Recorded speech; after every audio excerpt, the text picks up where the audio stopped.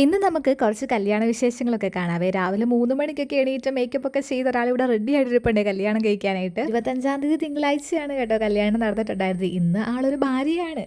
ഇറങ്ങുന്നതിന് മുമ്പുള്ള ആദ്യത്തെ ചടങ്ങാണ് കേട്ടോ ഈ കാണുന്നത്. കാരണവന്മാരുടെയൊക്കെ അനുഗ്രഹം വാങ്ങുന്നത് ഒരു ആചാരമാണല്ലോ. അങ്ങനെ എല്ലാവർക്കും സ്തുതിയൊക്കെ കൊടുക്കുവാണേ.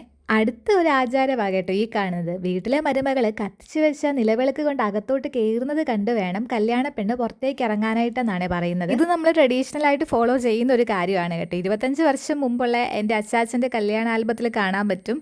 അച്ചാച്ചൻ്റെ ചേട്ടൻ, അതായത് ഇന്നത്തെ ബ്രൈഡിൻ്റെ അപ്പൻ, വിളക്കും കൊണ്ട് അകത്തേക്ക് കയറുന്നതും അച്ചാച്ചൻ അത് കണ്ടുകൊണ്ട് കല്യാണത്തിൽ ഇറങ്ങുന്നതും ഒക്കെ.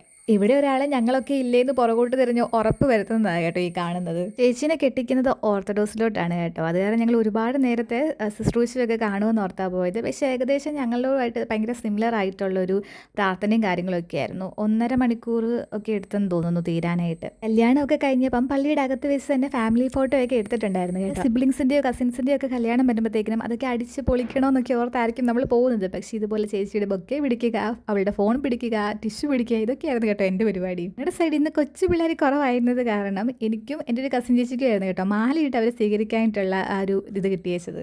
ഇനി ഞാൻ കുറച്ച് പണ്ടത്തെ ഒരു സ്റ്റോറി പറയാം. എൻ്റെ സ്കൂളിലൊക്കെ ചേർക്കേണ്ട സമയമായപ്പം അച്ചാച്ചൻ എന്നോട് വന്ന് ചോദിച്ചു, കൊച്ചിന് ഏത് സ്കൂളിലാണ് ചേർക്കേണ്ടതെന്ന്. ചുമ്മാ ഒരു ഫോർമാലിറ്റിക്ക് വേണ്ടിയിട്ട് ചോദിച്ചതാണ്. അപ്പം ഞാൻ പറഞ്ഞു അത്രേ, എനിക്ക് ബിബിയ ചേച്ചിയുടെ സ്കൂളിലാണ് ചേരേണ്ടതെന്ന്. അന്നത് ഏത് സ്കൂളാണെന്ന് കൂടി എനിക്ക് അറിയത്തില്ലായിരുന്നു കേട്ടോ. പക്ഷേ ചേച്ചീനെ പോലെ യൂണിഫോമൊക്കെ ഇട്ട് മുടിയൊക്കെ കെട്ടിപ്പോകാൻ ഉള്ള ആഗ്രഹം കാരണമായിരിക്കാം ഞാൻ അങ്ങനെ പറഞ്ഞത്.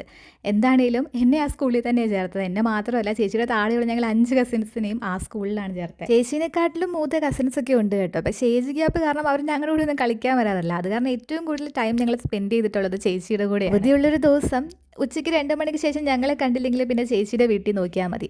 അവിടെ ഒരു മേളം തന്നെയായിരിക്കും കേട്ടോ. അതിൻ്റെ തൊട്ടടുത്തായിട്ട് ഒരു റബ്ബർ തോട്ടമൊക്കെ ഉണ്ട്. അതൊക്കെയായിരുന്നു ഞങ്ങളുടെ മെയിൻ കളിസ്ഥലങ്ങളൊക്കെ. ഈ സെൻട്രൽ സ്കൂളിന് പോകുമ്പോഴും സ്കൂളിൽ പോകുമ്പോഴും ഒക്കെ ഞങ്ങളെ ഇങ്ങനെ ഗൈഡ് ചെയ്തുകൊണ്ട് പോയിക്കൊണ്ടിരുന്ന ഒരാളാണ് കേട്ടോ ഇത്. അപ്പം പുള്ളിക്കാരത്തിൽ നിന്ന് ഇങ്ങനെ ഒരു കല്യാണ വേഷത്തിലൊക്കെ നിൽക്കുമ്പം ഭയങ്കര സന്തോഷമുണ്ട്, അതുപോലെ തന്നെ ഇമോഷണലുമാണ്. ഒരുപാട് ദൂരത്തോട്ടൊന്നും അല്ല കേട്ടോ ചേച്ചിനെ കെട്ടിച്ചേക്കുന്നത്. ഇവിടെ നിന്ന് ഒരു 10-15 മിനിറ്റ് ദൂരവേ കാണത്തുള്ളൂ.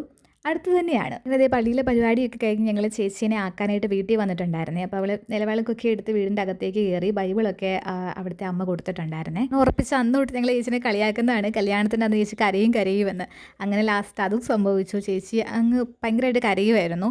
ആദ്യമായിട്ട് ചേച്ചി വീടൊക്കെ വിട്ട് നിൽക്കുന്നത്, അതിൻ്റെ ഒരു സങ്കടമൊക്കെയാണ്. ലാസ്റ്റ് അവളെ ഒന്ന് ഹഗ് ചെയ്തിട്ട് അവിടെ നിന്ന് ഇറങ്ങുമ്പം എനിക്ക് ഉറപ്പാണ് അവളുമായിട്ട് അത്ര ക്ലോസ് ആയിട്ടുള്ള എല്ലാവരും കരഞ്ഞിട്ടായിരിക്കും ഇറങ്ങിയേക്കുന്നത്. ഇതാണ് റിയാലിറ്റി ലൈഫ് എന്നൊക്കെ അറിയാം. പക്ഷേ ലാസ്റ്റ് ആയപ്പം ഒരു സങ്കടം. പിന്നെ ഇതൊക്കെ ഞങ്ങളുടെ നാട്ടിലെ കുട്ടിപ്പട്ടാളങ്ങളാണ് കേട്ടോ. അപ്പം ശരി, ടാറ്റാ.